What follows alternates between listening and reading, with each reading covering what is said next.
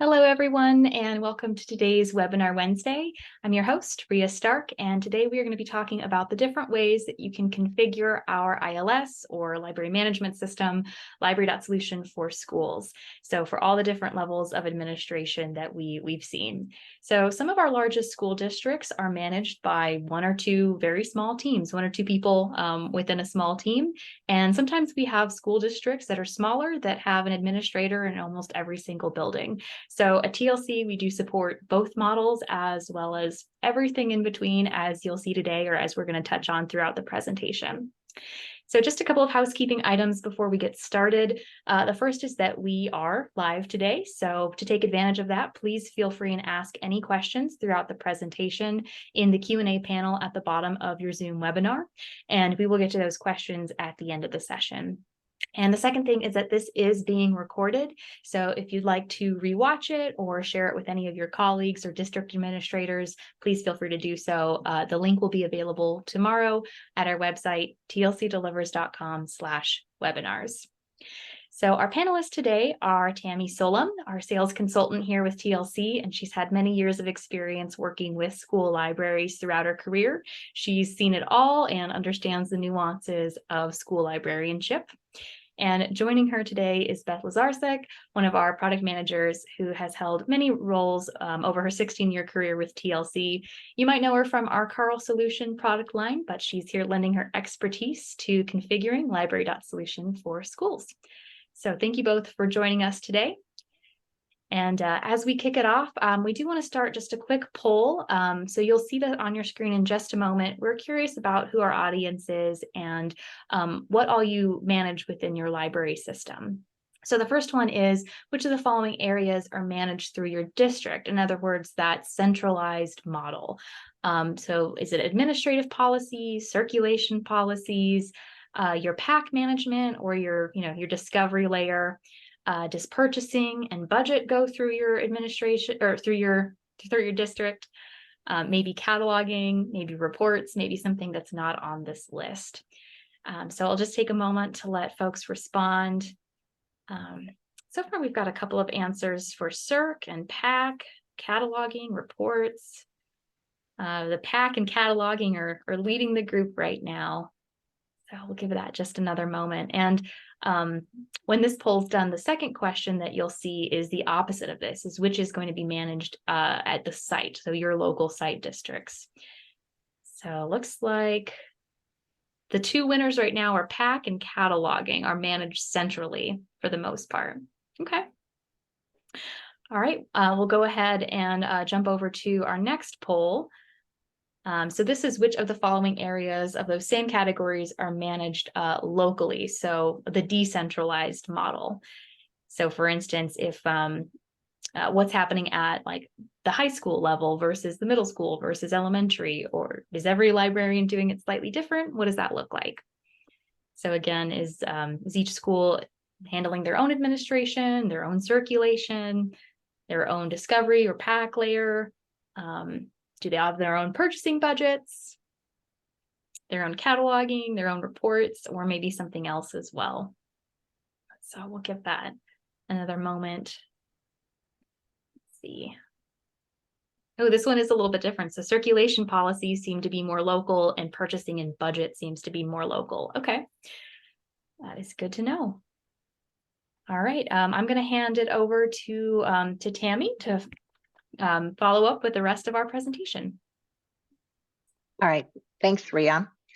Well, thanks everybody for joining us today. And like Ria said at the beginning, we've worked with school districts of all sizes, and every school district, all their libraries handle things differently. So whether you are central in some functions or all functions, or you're distributed, we can work with you on that. So we're going to talk to you about that and show you some of the things today, but there could be site-based decisions or district level decisions. How are they staffed? what student information system the district uses. Do they use single sign-on? How is it used? Data concerns, data cleanup, all of this is different. And so that makes implementation very important. And at the time of the implementation, that's really when our partnership starts with school districts, because we need to learn from you and really gain some really good insights as to how we can help you get this configured. So Beth's going to show you today some of the things that we can do as far as getting things configured your way. Yeah, thanks so much, Tami. Before I kind of jump into the configuration piece in great detail, I do just want to mention, kind of just building off of what Tami said, that TLC is a true partner in the migration process.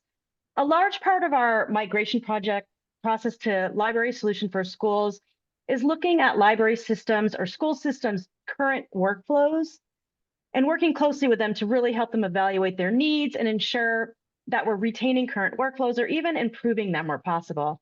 For example, one of the things that we'll talk about today is the concept of roles in library solution for schools. And what we mean by roles is a group of permissions that are associated with a set of workflows or functionality for a user. And as part of the setup at migration, TLC provides some default groups of permissions for the various functionality so that we can build upon those together. And this is true not just for the migration project. One of the things that TLC really prides itself on is the number of librarians that we have on staff, myself being one of them, who really understand real world scenarios and are always willing and able to help our customers get the most out of our products. I can jump right into the configuring piece, unless Tami, did you have anything else to share at this time? Hey, Beth, it's Rhea. I sorry, Tami, to interrupt. I was just going to say, we're not seeing your slides progress. We're still on the first screen. That is fine. I have not moved into the slides yet. Perfect. Okay. Sorry about that. Thanks for checking. No worries. Okay. So I will now jump in. So Library Solution for Schools is a versatile interface that allows you to adjust your user preferences to match your global district-wide workflows, your workflows at the individual school level, and even at the staff user level if you choose to do so. It achieves this flexibility in a few different ways. For example, Library Solution for Schools allows you to share a school-specific logo within the discovery layer, and it allows you to share online displays of books that are only available at your school. But what I really want to focus on is setting up staff users with permissions. We talked a minute ago about our use of roles, which again are a group of permissions associated with a set of workflows in Library Solution for Schools. And then we assign these to our staff users to give them access to as little or as much functionality as you would like for them to have. For further refinement and flexibility, we give staff users access to certain locations. And by locations here, I mean individual schools, groupings of schools, or an entire school district. And these pieces of the puzzle work together to give libraries limitless options as far as who can utilize what features within the product. We'll start by talking about the groups of permissions or roles that I mentioned first, and then we'll dive into how our staff users and locations tie into those. In security, staff users with the appropriate permissions have the option to set up roles, and these roles allow you to assign permissions to different functional areas. So you can assign roles for LS2 cataloging, LS2 staff, which are your circulation solutions, and LS2 preferences, which is where you administer your system. You can also assign reports permissions, but that is done at the user level and not at the roles level. So we'll look closer at that in a bit as well. So let's take a look at Library Solution for Schools preferences area where all the systems administration takes place. Assigning permissions and users takes place in our security area, and we assign our permissions using roles, as I mentioned.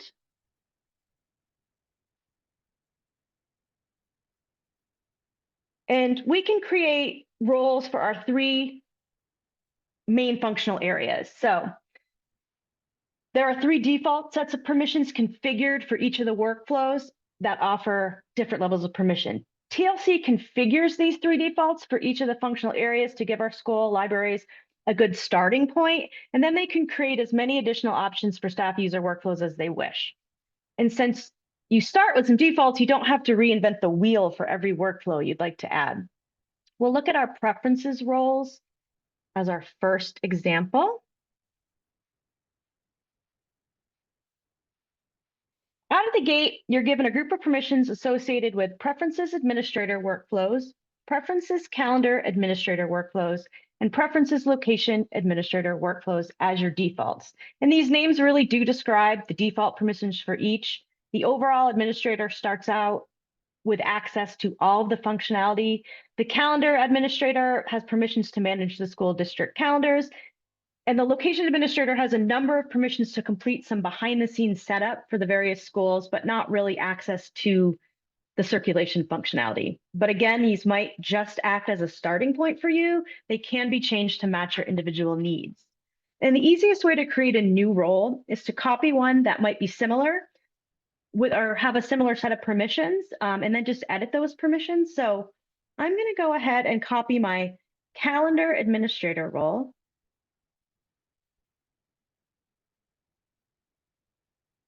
And create one called Daily Calendar Administrator and select Add. This new role or permission set is now in my list with my other roles, and it has the same permissions enabled as our Preferences Calendar Administrator. And as you can see, a lot of these permissions are disabled because this role is really only interested in setting up the school district's calendar. So things like hours of operation or holidays and special events where some locations will be closed. But I want my new daily calendar administrator to only be able to set up the daily calendar. So I'm going to go ahead and disable their access to the weekly calendar. And I'm just going to hop over to my location setup. If I set up a new staff user with these permissions, when they log into the system, the only thing that they would be able to access here and edit is this daily calendar. This weekly calendar wouldn't even appear to them as an option. They also wouldn't have access to work with any other types of borrower codes, things like that, associated with your circulation policies. So they can simply add to that daily calendar.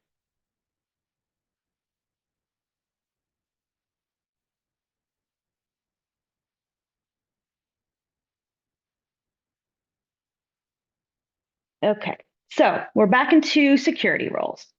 Let's take a look at our circulation permissions here under our LS2 staff roles as another example out of the gate.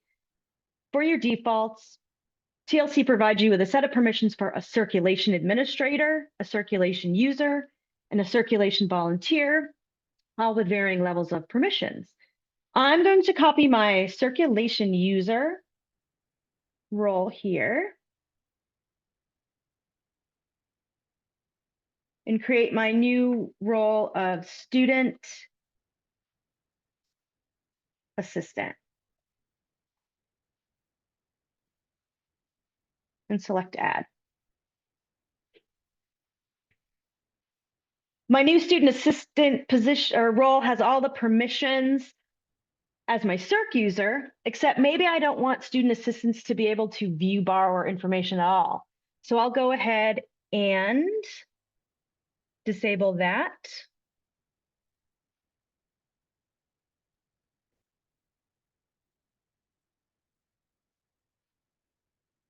I'm guessing in many districts, student assistants are even more limited than this. Obviously, maybe they're only allowed to check in items, for example, but for the sake of this webinar, let's just remove their access to viewing borrower information.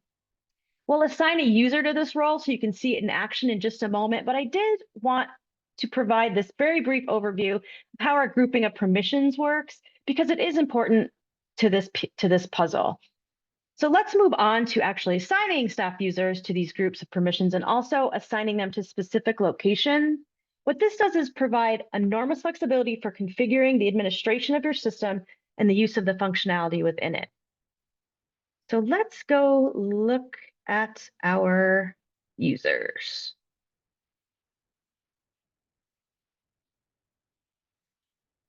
So when I say users here, I mean school librarians, school media specialists, library assistants, library directors, and really anyone in between. And how we use location limiting for our users gives us unlimited options for use. Setting up a user is also in LS2 Preferences Security.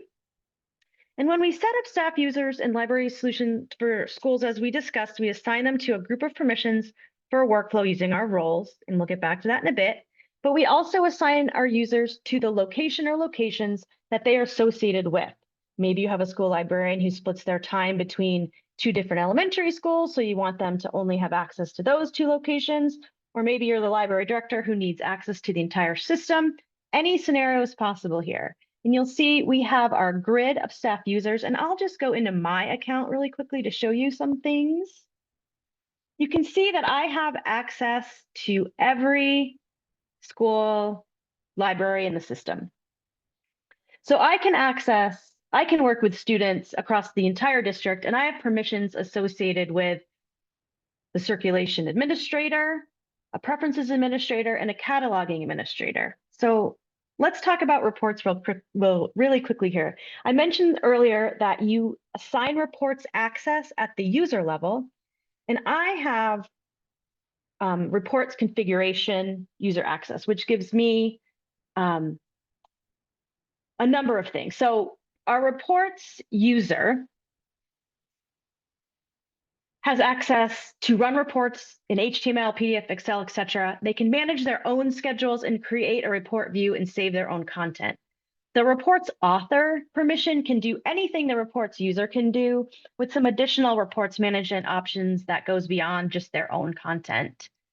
The reports configuration user can also do all of those things, but they can also manage schedules for all users, create and manage printer objects, and edit and manage distribution lists and contacts. So I'm a user with a great deal of access to work within the system across all workflows and locations. But let's think back to the school assistant that we just created, so I can show you the simple LS2 staff circulation workflow. We disabled that role's permission to view borrower information. Let's go ahead and actually add a user and assign them to that group of permissions. So A. Jones.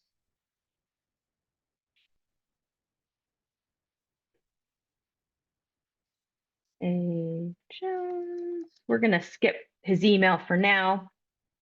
And we'll give him access to just the grant location. And we're going to go ahead and give him the student assistant role and the permissions that go with that. But that's it.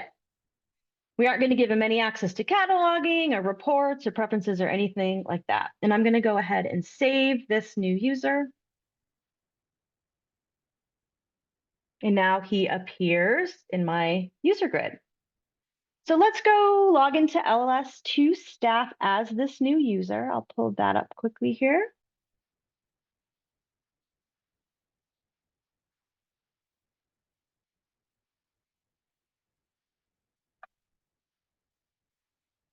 And the system knows that he only has access to grant, so you aren't even able to select another location here at login. I'm going to log in here.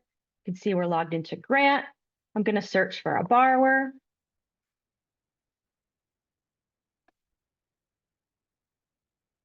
There isn't a borrower with this name at our location of grant, so no borrowers are found. I can see that there is a borrower by this name elsewhere in the system because my role has the permission to search borrowers at all locations, but I'm not allowed to select them because they are a student at grant, which is the only location that I'm associated with. I could further have limited the student assistant's permissions by not allowing them to search for students at other locations for even additional privacy. And this is a good point to mention. Not only does this location limiting capability provide for smoother workflows, they're also essential in the protection of student privacy and protection of PII. You can ensure that you're only loading information for students that are a part of your assigned locations, and you can only run reports with data for students at your location, for example. So let's just do one more search. We do have a couple of students with this name at the grant location, so I can select them. But I don't have an option to view their borrower information. If I did, that would appear in this list on the side. So there really are endless ways to configure your users' access and workflows with Library Solution for Schools. And what I've shown here is really just a snippet of what's possible. So I'm going to hand it back to Tami. Thanks, Beth, and that was great. Sure. So just like Beth said, really there's an endless way of how this can be configured. And so that's why implementation and training are so important, because we can help you get this configured and train you so that you can do the configuration, but we're always there for every step of the way, both during the implementation and afterwards. So not only do you have, can school libraries be set up differently for circulation, but also cataloging. So like we mentioned earlier, there can be centralized cataloging. And even if you have centralized cataloging, school districts can be set up and configured differently. Maybe the individual school libraries can add copies. Some can't add copies. So that can be done, or maybe every library can do their own cataloging. Again, another way to be configuring it. So now we want to take a look at some other functions and see how else that we can get those configured. Sure. We can look at cataloging a little bit closer. We talked about the versatility of users and their locations, and then assign permissions to accommodate any number of roles across a school district. And we can take a look at this process within LS2 cataloging. So LS2 cataloging is a very diverse interface. It houses not only the cataloging functionality, but it also houses our inventory management as well as our serials workflows. And LS2 cataloging allows you to create a group of permissions for users just as easily as I shared when I showed the other pieces of functionality. We understand, as Tami said, that every district may have some completely centralized cataloging, and librarians don't need access to that cataloging functionality at all. They might just need to be able to fast add a title during circ. Maybe all the cataloging is done centrally for the elementary school, so you need a handful of librarians at certain locations to have access to LS2 cataloging. There are so many possible scenarios, and we are here to help you configure them all. So let's take a look at the different groups of permissions that we have for LS2 cataloging. Go back into my roles. Look at cataloging here. Similar to what we looked at with LS2 preferences and LS2 staff, so the circ features, TLC configures 3 default sets of permissions for you as the starting point again, and they can be customized in any way you see fit. And the new roles for any combination of permissions can be set up beyond the 3 defaults. So nothing different there. We have our cataloger, our cataloging administrator, and our cataloging fast add. Let's say you have volunteers who help with the inventory of certain collections within a district, and you send them out to the schools and into the stacks to scan collections. You want them to be able to scan books or other media types, but that's really the only task that you would like for them to complete. So what I would do in that instance is copy a new role. So I'd copy my cataloger role. We'll say inventory volunteer.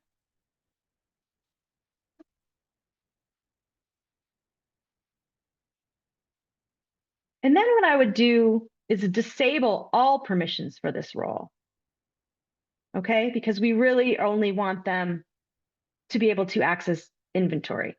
So what I'll do is go down and just re-add in some inventory permissions. And my changes have been saved. So let's go back to our users. We had created that new user, A. Jones.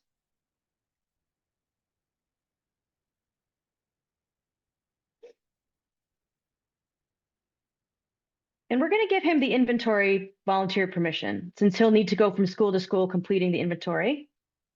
We're also going to give him access to every location. He's still our student assistant. And now we'll make him our inventory volunteer. We'll go ahead and save him. I'll head over to my cataloging. Log in as A. Jones.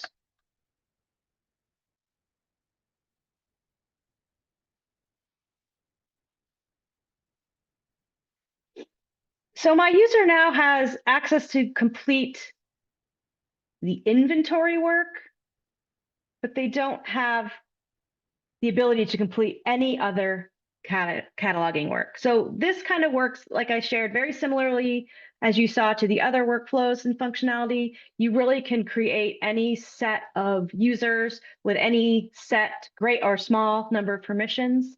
And with that, I'm going to hand it back to Tami for any final thoughts, and then to Ria to share any questions that may have come up. Yeah, thanks, Beth. So really, you can see with the system how you can configure for anything, really. So whether you're having student helpers, parent volunteers, aides in your library, you as a librarian for your school, and for a library coordinator for a whole district or whatever, basically the solution can be configured for whatever the needs are of a district. So hopefully we were able to show you the flexibility that the system has. So based on that, Ria, any questions that we're getting from the audience? Yeah, thank you both. This was super informative, and we have gotten a couple of questions that have come in so far. I'll read those off in just a moment. I did want to also mention, joining us for our Q&A is Sam Bernizer, our Director of Product Management for our schools side, and he is here as well to help answer some of those questions. And in just another moment, we do have one last poll for you all. This is the one we ask at the end of every webinar. I'll leave it up on the screen for you while I go through some of this Q&A. And that's whether or not you would like more information for your library. So if yes, we will get back to you after this webinar, and if not, no worries, we'll catch you on the next one. So the first couple of questions that have come in so far, so Beth, these all look functional from what I'm seeing. So the first one I'll send your way. Okay. Is this view dynamic based on permissions, or will users see items that they can't click on? I believe it's a combination of both. Some things will be grayed out. For example, the example I used with the calendar, where it showed the daily and the weekly calendar, if you don't have those permissions, you just won't even see it. Sam might be able to elaborate a little bit on that, but I think it is a combination of both. Yeah, that's exactly right, Beth. We do have combination of both. Sometimes we want the user to know that there is a functionality available, but they don't have access to it, and we do a grayed out user pattern. Other times we completely remove it, so that the user does not have an awareness of the feature or functionality. Great. The next question is, if Beth, you covered the fact that there can be different roles, especially if someone is heading from different school to school, if they work at multiple locations.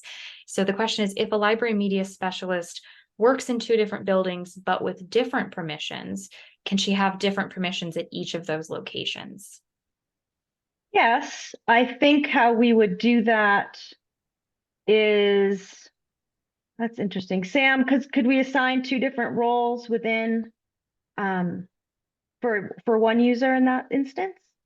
You can assign 2 different roles for a specific set of workloads. For example, for cataloging, you can only have 1 set of permissions, and those permissions are consistent across each logged in each location that you access in the application. All right. The next one that we have in here.